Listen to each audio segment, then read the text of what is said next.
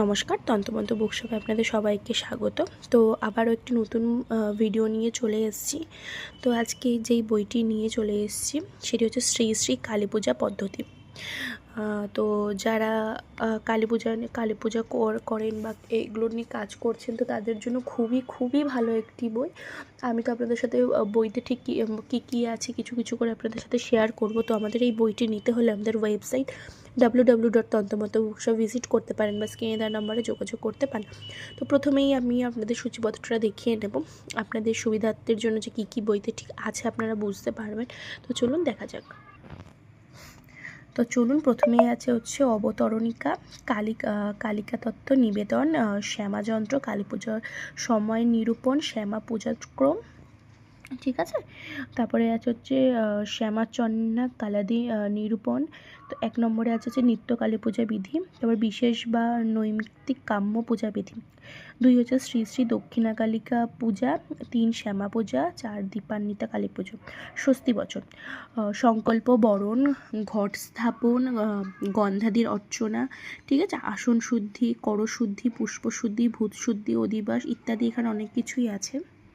তো দেখুন, তারপর হচ্ছে বাহ মাতৃকান্যাস, সংহার মাতৃকন্যাস, সৃষ্টিন্যাস, স্থিতিন্যাস, পিঠন্যাস, বর্ণন্যাস। এখানে অনেক কিছু আপনারা পেয়ে যাবেন।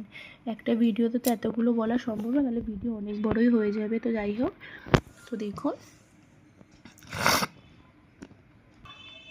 এখানে হচ্ছে অষ্ট ভৈরবের পূজা, দিক পালগণের পুজো, অশ্ব পূজা, মহাকাল ভৈরবের পূজা, সবরূপ মহাদেবের ধ্যান, দেবীর অষ্টাদীর পূজা, ঠিক আছে। এখানে অনেক কিছু আছে।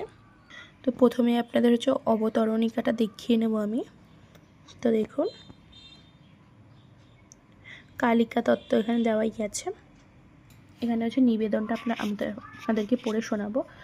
তো কালী পূজার পদ্ধতি এখন অত্যন্ত সুলভ, তথাপি এই পদ্ধতিটি প্রকাশ করার একমাত্র কারণ হলো গুরুনাথ বিদ্যানিধি সম্পাদিত পদ্ধতিতে নিঃশেষ হয়ে যাওয়ার পর বর্তমানে যে পদ্ধতিগুলি প্রকাশিত হয়েছে সেগুলির অধিকাংশের মধ্যেই তন্ত্রোক্ত পূজা নিয়মগুলিকে যথাযথ স্বীকার করা হয়নি। ফলে তন্ত্রোক্ত ও পুরাণোক্ত বিধির সংমিশ্রণে একটি ভ্রান্ত রীতি প্রবর্তিত হচ্ছে।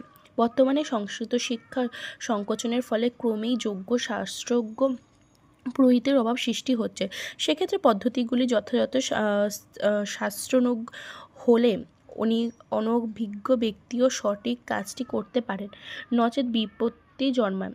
সুতরাং সম্পূর্ণ তন্ত্রোক্ত বিধি অনুসারে কালী পুজো ও জগদ্ধাত্রী পূজার একটি পদ্ধতি প্রণয়ন করার ইচ্ছাতেই তন্ত্রোক্ত বিধি অনুসারে এই পদ্ধতি সম্পাদন করা হয়েছে।